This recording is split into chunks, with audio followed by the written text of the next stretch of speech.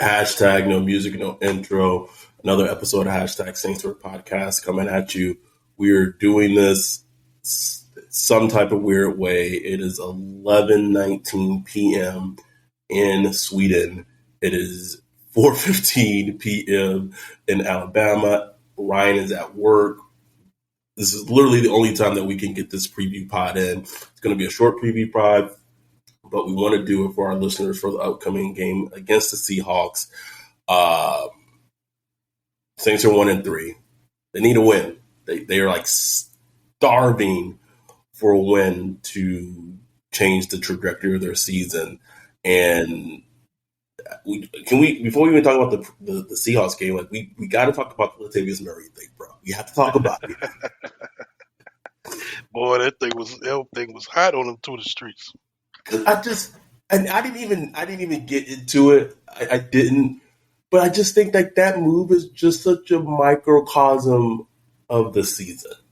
Like, it's just the perfect example of you, like, as a front office, again, whether it's bad self-scouting or whatever it is, like, me and you talked about all offseason. They needed to upgrade the running back 2 position. They needed to upgrade the running back 2 all offseason, bro. Like, we kept hitting on it. Mark Ingram, like, is there for vibes and shit like that. And it's like that's not conducive to winning. Like, it's just not. And so if we can be completely honest, Mark Ingram and Tony Jones Jr. shouldn't be on the team right now. Well, look, I mean, some would disagree with you because they say, well, look, Mark averaged, 5 yards per carry or 6 yards per carry against Tampa Bay. I don't know, man. But what he do against Tampa Bay that changed the game, though? that fumble, man. Oh, 2 weeks in a row. All right. What did he do against the Falcons that almost changed the game and lost the game for the Saints? Well, look, Mike Triplett to say, well, look, he's rarely ever fumbled, but before that. So it's just a weird space. The thing, at first, I ain't gonna lie. Like, when I saw the Latavius thing at first, I was a bit confused because I didn't know the new rules. Like I thought they had put him back on the practice squad, and then he got claimed. But now, the rules are like if they bring him up during like a game day, he automatically goes back to the practice squad or whatever. Right. But still, it was just like the narrative that just keeps getting put out is, look, he wanted to leave. He got offered. It was his choice. He was basically a free agent. So it was his choice to leave. The Saints offered offered to bring him on a 53. He had a better opportunity with the Broncos because he's basically like a fumble away from being RB1 up there. I'm just like, so you telling me that the Saints couldn't?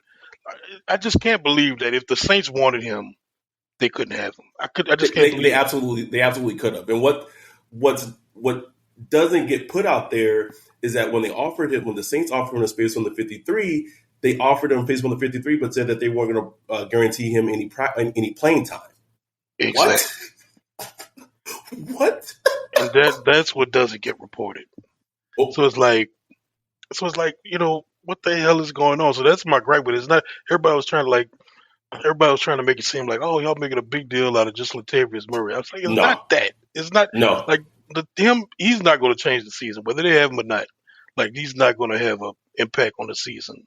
He's not going to have an impact on the season, but like the one thing he did against the Vikings, man, is that he was running, getting 5 and 6 yards and getting manageable down and distance for the team. And they hadn't had that all season, Ryan. Hey, I guess we don't know what we're talking about. Rev was in my DMs talking about the tape shows that Mark Ingram is a better runner and all that stuff. I'm like, bro, stop. Okay, bro, you're the tape genius. You say what you want, man. Like I don't care. Like this, I don't like the vibe this stuff gives me. I don't like it.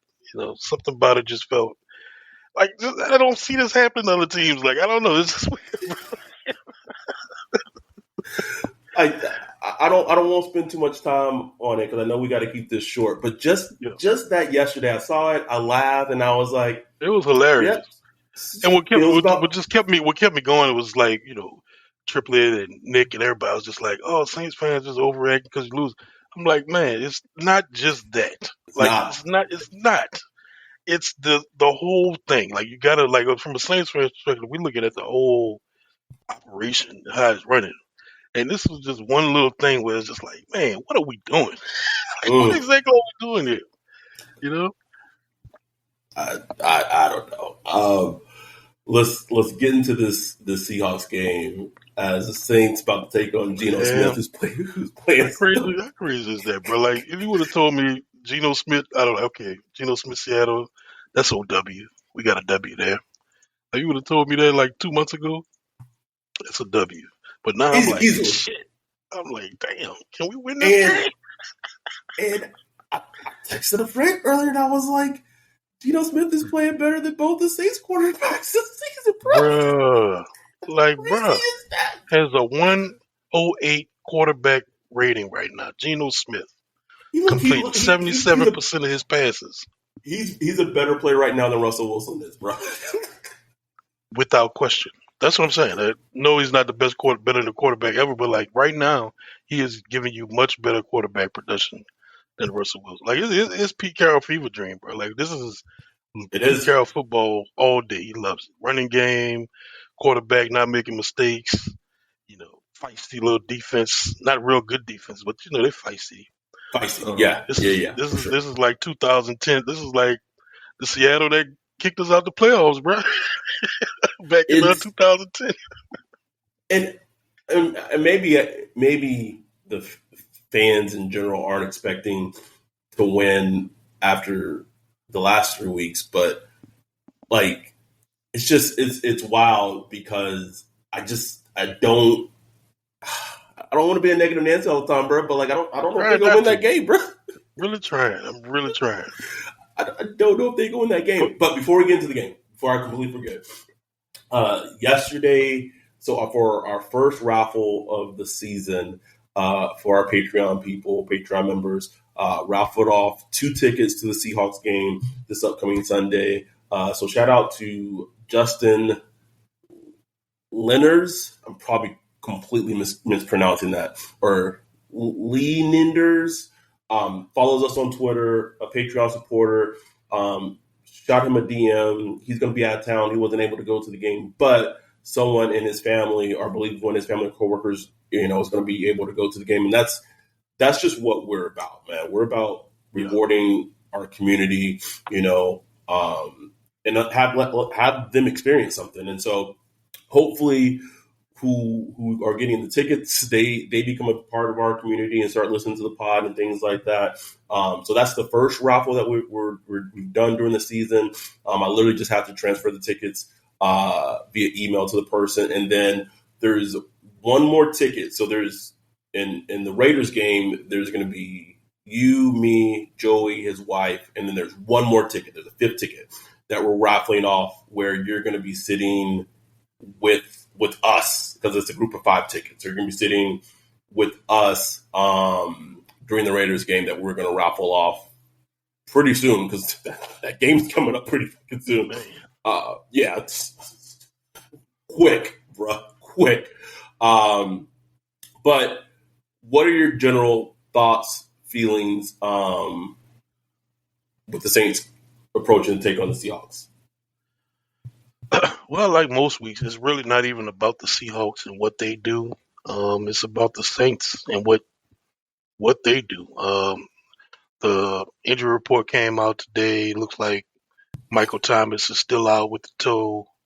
Um, Ramczyk dealing with some things. AK was back limited, so we'll see how that goes.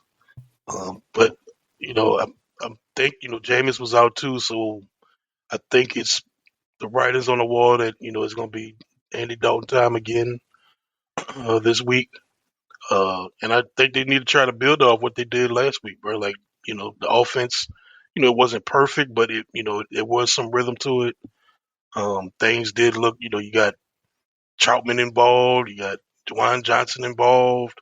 The ball was getting out pretty quick. So if they could try to build on that, um, get Alvin Kamara involved, he would be a major key in this game. We know how Huge. we've seen him perform well against Seattle. So I think if they could just build on that, I think they have a chance because defensively, I think the Saints can even though Gino has played pretty well. I think they can bottle him up. I mean, he faced a terrible Lions defense this past week, so Yes. the Saints defense got to nut up. They gotta nip that in the bud. They can't let Gino come in there and slice him up, man. Lattimore and DK round 2. Ooh, He. It's funny because after that one play against against the Seahawks last season, like he pretty much took DK out the game. But something that's been like a recurring theme, especially in that game that took place last season, is DK kept getting under his fucking skin by being a little, And I think one of it led to like a 15-yard unsportsmanlike penalty. sure did. So Marshawn has to keep his emotions in check in this game. He might be a little tight. It might be a little tight this week after last week. I'm saying, JJ hitting him with that Iverson step. oh, bro, Hit him with that AI step. He had shut him down all game, right? It's so dumb, man. Quarterback's hard, bro. It's hard, man. I feel bad for it too because that's all everybody's talking about. Like, man, but which I get, like everything he did from like quarter 1 through 3, just it didn't matter. Didn't matter. Didn't matter, bro. So, like you said, he has to keep himself in check. So, a great point you're making is him being maybe annoyed or tight that he gave up that play that it didn't cost him. Like it didn't. I don't want to say it cost him the game, but it was a huge play to give up in that time. Yeah. It may have cost him the game. Among other things. But it was a bigger. Here's a matchup that if you're a Saints fan, you should go in feeling absolutely thrilled about. Are we going to see a dominant performance by 2 first against Charles Cross, a rookie left tackle? I don't know. Maybe not. And I think defensively for this game, if you're the Saints, if you're Dennis Allen, you to your best ability try to shut down Seattle's run game because that's what they love to do. And you put the game in Geno's hands. And if Geno can slice and dice your secondary, it cook, then it's just not in the cards for you that day. Just not in the cards.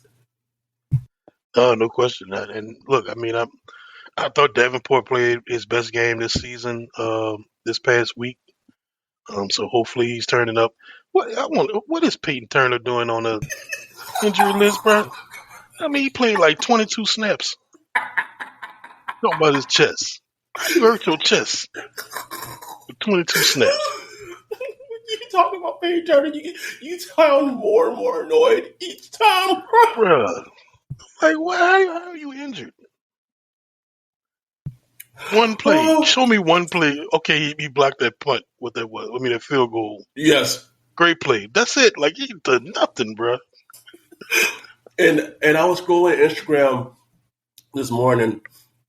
You know how they put stuff on your feed, algorithm. So Jermaine Johnson's Instagram comes up when I don't even know who the Jets played against. I don't know. It's out of my head.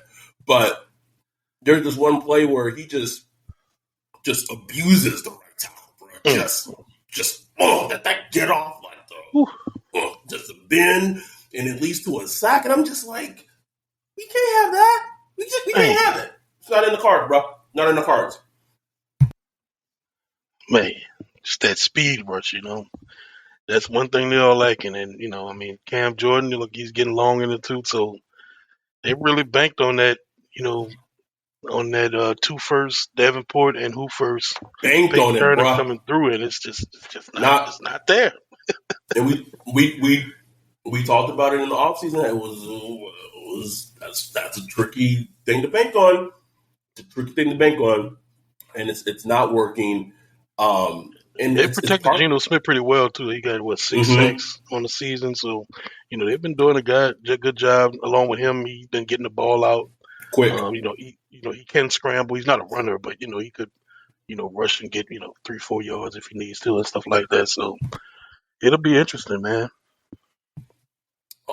Can we can we talk about this? So I, I talked about like the Latavius thing a little bit.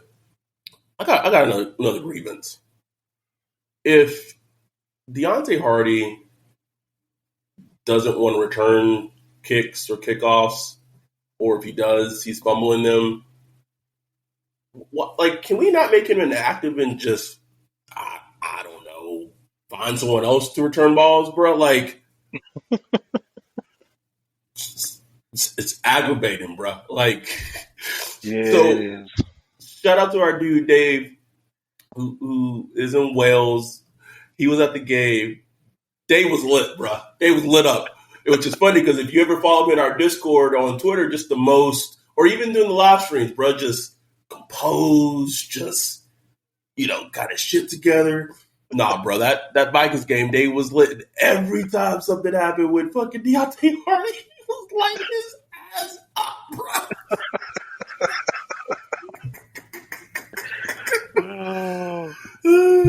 Yeah, special teams as a whole, honestly though, man. Like special teams have been bad. Bad, man. Everything from Will Lutz missing field goals to field goals and extra points getting blocked to not recognizing fake punts, Fake punts, not no return game and kickoff or punt. It's just been bad, man. Like Rizzy, whatever his name is, man. Like get on it, bro. But that comes back to details. You have to work on special teams. The good teams in the NFL have good special teams. They work on it. Yep. It's a focus. But during the off season, during training camp, DA was bragging about how they were finishing practice early and all that stuff. So I don't know. I guess they need to work on it. I shouldn't laugh, but like after how this season started, when you said that and just in context.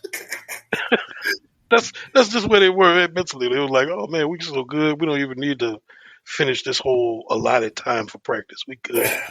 What is something that was on our radar before training camp during OTAs? DA, like just his whole, like would he be able to be that, I guess, be that leader? You know what I'm saying? Yeah, that was a big one. But this is like right during OTAs. If you remember, do you remember when there was like a large number of people not at OTAs, bro? Oh yeah. Like Tyrann was there, AK wasn't there, and they were just on our radar just a little bit, bro. It was just like a little bit. I do really believe it. Just talking to some people, I do really believe that he took the opposite approach of Sean Payton as a more of like, look, hands off. I'm a little more laid back. I'm gonna trust you to get the job done and this and that. And then you gotta think about it, bro. He been in that building 15, 14 years. He knows all the systems. So he's been an employee. And when you promote from within and you become the boss, it's like, they still look at you like you their peer. You know what I'm saying? They wasn't looking at Sean Payton like he was their peer. He was the boss. So I still think DA is suffering from that, that issue of still being looked at as a peer. Well, he gotta lay down the law, man. I don't know how you do that because you don't want to come off fake. Well, here's the thing, though. They tried to do that when they traded CD Deuce, did they not? I think that just looks stupid. but in some way, that was their way of trying to lay down the law. Like, if you're not going to listen, if you're going to be a quote unquote malcontent, then we'll just shit your ass. And that's with players. But what about coaches? You know what I'm saying? Like, they need discipline too. So they need accountability. One of the biggest questions that get asked when you're like a frontline employee and you're interviewing for a supervisor job. I've had these interviews. They'll ask you, when you become a supervisor, you've been coworkers and on the same level with these people for so long. Now you're going to potentially be some of their bosses. How are you going to ensure that you can manage them when for the longest time you guys have been on the same level? It's literally a standard question that gets asked to you when you're trying to become a supervisor. And you said it right. Like it's just it has to be. I'm not your DC anymore. I am the guy, but I think more than anything, it's just like the I just feel like there's a lack of attention to details of the game. Yeah. And if you have a lack of attention to details of the game of football, we've seen for 3 games how that can cause you to get beat. Yeah. And that's all I've seen so far is with the Saints is just not lack of attention to detail, lack of discipline. So, and those things can be cleaned up, man, but that shit has to be like ingrained, and I think they thought it was de facto ingrained. You know what I'm saying? Like just Yeah. Oh, automatically a part. you But hitting it on the head right now. Yeah, but you have to constantly, reinforce that, in your organization, whether that's, any organization, not just sports, but especially a sports team.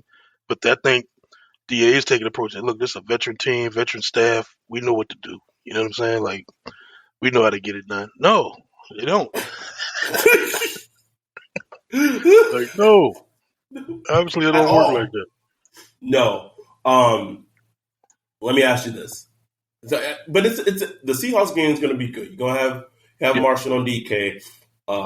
We didn't talk about him a lot, but the antibodies had a great game against. I mean, when the Saints weren't in zone and they went to Adam Thielen and Paulson Adebo, the antibodies on Adam Thielen, he didn't get nothing, bro. They had a great game. So you're going to have Paulson Adebo lined up probably on Lockett. Yep. Like DK Metcalf on Laddie. This should be a game the Saints should be able to win, bro. They should be able to win this game, and I just don't know if they will. I don't know. Rashad Penny, I think he's healthy. He's running well. He's averaging 6 yards per carry. One of the few players that we were talking about in the offseason that the Saints Shoshana signed as their running back too. Just out there. Out there, bro. So what's Cordero Patterson for the longest time too, bro? Like, oh man. Yeah, so I think, like you said, man, I think they should win this game if they play the game. If Andy Dalton come out there, got a good script together, he getting the ball to AK. If Mike Thomas, I don't think Mike Thomas will be back.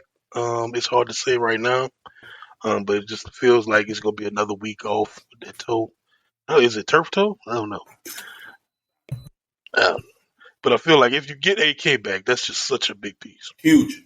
It's such a big piece, man. You got Chris Olave, Traquan, Kevin White season back, baby. Let's go.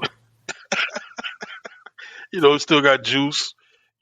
This is enough to get it done against that defense, because that defense is not great. It's a fight. It's kind of like Carolina Panthers. It's a sweat equity defense. They get after it, but they're not good. You know what I'm saying? They're not good. So before we wrap up, Saints winning on Sunday. I will be in the air coming back to the States. I've missed 2 Saints games this year. The Panthers game. Back to normalcy, bro. I know, bro. just been literally in a different world, different schedule. I'm 8-9 hours ahead, depending on where you are in the States. It's just been different, bro. Just been different. So shout out to Joey. He's going to be doing the streaming in the Discord on Sunday. We'll be recording the Sunday post game pod because I get back like at 5, so we'll record it Sunday night at some point. It will be good to get back to normalcy, and I'm glad that I'll be back for Bengals Saints next Sunday, the following Sunday. And we can get all our reaction to that fucking bloodbath that's going to be on our hands. But yeah, Saints going to win, bro. I got the Saints winning, man. We need some positivity, man. The city freaking out. Saints fans, they moving on to the Pelicans, bro. Pelicans season, baby. People in the Discord was like, yo, when the hashtag Pelicans Twitter I got to podcast step up my coming. NBA coverage, man. We're going to change it to the Pels Twitter podcast, whatever. You got them winning? Yeah, I got them winning, man. They're going to win this game. Okay. If they All don't, right. though, ooh. Bro, I don't. Because if they don't win this one, then you got the Bengals come next Bengals. week. Oh, man. Do you still agree that there's nothing that can happen this season that'll cause DA to lose his job? If they went like 1-16? Like if they said they won 3 games this season. Woo! 3 games with that talent, and you don't even get to keep that pick? Man. That's tough, bro. That's a tough one. I mean, even tough. Gail Benson going to have to sit down like, damn. I don't even think it's a Gale thing. It all boils down to Mickey. Yeah, Mickey. All boils down to Mickey. And so because you got to look at it. What have they been telling us all off season? Why'd they go with DA? Continuity, familiarity, it's part of the family. Blah, blah. So what you saying after one season? Like, oops, fuck that, we messed up. Like, but to that point, say whatever you want to say about him as a head coach. Cliff Kingsbury had the nuts to say, you know what, we drafted this guy. Y'all drafted this guy in the 10th overall and Josh Rosen last year. This dude is terrible. Yeah. Like, I'm going to go out and get my guy first overall in this draft. Now, bad head coaching decisions, whatever. But to do that, one, goes against the grain, as most decision makers make in the NFL. 2, it takes a lot of fucking balls. So, to me, like, this would be the equivalent, or that would be the equivalent of firing DA because, but on the flip side, with the talent that's on this team, I get it. People want to say injuries. Teams all over the NFL get injured all the fucking time. Like, you got to stop throwing out the injury thing to me. Like, the talent that's on this team, for them to, like, at that point, it's not even underachieving. Like, that's a disaster. Yeah, that's a disaster. 3 game. That means that everything's going bad. Like, at that point, like, I don't know how you could or would justify keeping him as head coach. I don't either. But I don't know. We'll see. I don't know if it'll come to that. So, okay, I'll ask you this because I know you got to this nigga at work. What is your win total expectation for this team as it currently is? Well, it ain't 10 no more. It was 10. I kept it at 10 for the longest. But I think, man, it's hard. It's really hard to project this team because I have yet to see a game that they won. Even though they beat the Falcons. Yeah. But like a game where you watch the game is like, oh, they won. Like, they beat this team. I've yet to see that. So it's like it's hard for me to say, man. But I'm going to go ahead and say 6 wins. They win 6 games this game. Yeah, I was thinking 6 to 7 is where I'm at right now, bro. 6 or 7, man. That's just pathetic. I hope it's 6 though because I want it to be like 1 less than 7.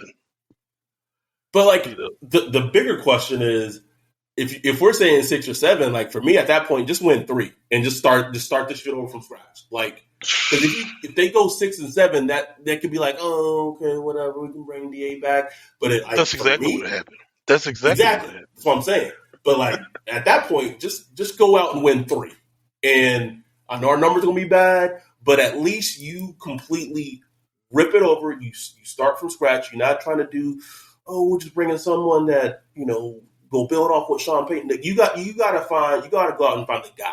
And it's hard. I get it. It's hard. It's hard to find a good fucking head coach or a great head coach. It's really fucking hard. But I think, you know, Loomis, he would have to put himself back in the shoes of Mickey Loomis in, you know, the winter of 2006, where, you know, Katrina had just blew through New Orleans and he had to find a head coach. And he didn't get a head coach that he knew. He had no history with Sean Payton, you know, wasn't buddies with Parcells or nothing like that. He just went and scouted coaches and took a flyer on Sean Payton, who had hoped he was going to Green Bay, but didn't get that job, you know. So Loomis will have to put himself back in them shoes and just go get the best coach you can get and stop worrying about continuity and who he knows, and optics, family. who's a part of who's been a part of the program. Just go get the best goddamn head coach. Leave that nepotism shit alone, man. Leave it alone. I tweeted this, I think a day after the Vikings game, and it was an important tweet because it dawned on me. I'm like, damn, Brian Dable got the Giants to 3-1. That's crazy. The Giants, bro, with Daniel Jones, and he's not even playing well. The 3-1. And these niggas is 1-3. They're figuring out ways to win and not figuring out ways to lose. It's to lose. You know why? Because that's what good head coaches do. So, all right. Let me chill out. Okay, so you got the win, and you got them beating the Seahawks. They're gonna beat the Seahawks, man. No, bro, I don't think they'll beat the Seahawks, bro. I need a win, man. I need some number. I need some exciting Saints fans. I need some. I do, bro. Like I want to see. What play was it? You know what I miss? I woke up in London and woke up after what was it? Monday Night Football. It was Tuesday. Look on, see Deebo Samuel just making plays against the Rams, bro. Just can we get that back? Like, can we just get a play like that? Just something similar to that. Like I just need it, bro. I just want it. Because even it's one thing to be losing and like you having fun when you losing a little bit, like but you get but losing and just looking bad when you lose, like that's the worst type of fucking losing, bro. Oh yeah, it's worse. Anyway, again, shout out to Justin, who was our first time we've done this, but our first winner for the raffle. We're gonna get those tickets over to your friend. Like, if you listen to this podcast, these are just the things that are included when you are part of the community. Point blank, period. Part of the family. This is what's included with it. We will be back. Great thing about our community now is it's like self-running. Like we don't even need to. I just you peek in the Discord, man. That thing just rolling on its own. On its own, man. The fact that I haven't been able to help with the games since it'll be 3 Sundays in a row. Yeah, I haven't been able to help with them because I've been overseas traveling for 2 of them, and I was at the Vikings game, and it's just it's beautiful. I do want to give another quick shout out to everyone in London that I interacted with. So many amazing people, absolutely so many amazing people. Daniel, Michael, David, Alex, meeting Eric, who's not from London. He's from Louisiana, but he flew over to London. Saw our dude Jordan, J-Moo, just like how crazy is that, bro? Like it's crazy. Just wow. Man, look at Jordan out there, man. It was just also completely separate from Saints related. It was so heartwarming to see how many people of our color in London. That's dope. We were all over the place, right? All over the place.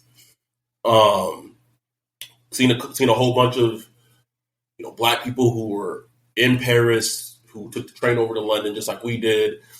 Tons of them. There was tons at our hotel in London. We were just it was amazing, man, because it's just like because when you think of like traveling overseas, international, like it's such a endeavor, money wise. You gotta have money, you got to have a passport, and like typically, you can just historically like it's just not something it's just not something that we get to enjoy as Black people in this country. Right. I'm not saying all of us, but for some of us, it's just not a thing that is accessible. Right. But being there, and I just kept seeing people like us, and I was like, man, that's what's fucking up, man. Like that's what's amazing. So that was really, really, really dope to see. Whole experience was dope. So hopefully, if the Saints ever go back to London, play a game. I don't know how. We might have to start a completely separate GoFundMe. That's aside from the patriotic to get you to London, bro. But you got to experience it, man. It was a truly, truly amazing experience. I have to. I must go in pubs, and just because we have a fucking podcast, didn't pay for a single drink the whole time I was there. Wow. Not a single drink. Treat it like family, man. So I just want to give that shout out. Hopefully the Saints pull it out on Sunday. We shall see. Because if not, Monday, them Twitter reports gonna be out, bro. Yeah, buddy. No, they gonna be out, bro. All right, we're gonna get out of here. We try to keep it short episode. We'll be back Sunday evening recapping the Seahawks game. Hopefully, we'll be recapping a win. Shout out to everyone in our community who is just part of the family. I just want to give a quick shout out to Joey G, Elise, Hell yeah. everyone who helps in terms of the community. And in less than like 30 days, we are having the first ever #Saints Twitter podcast VIP party on the 29th of October for the Raiders game. It is 34 people have RSVP'd. Man. 34.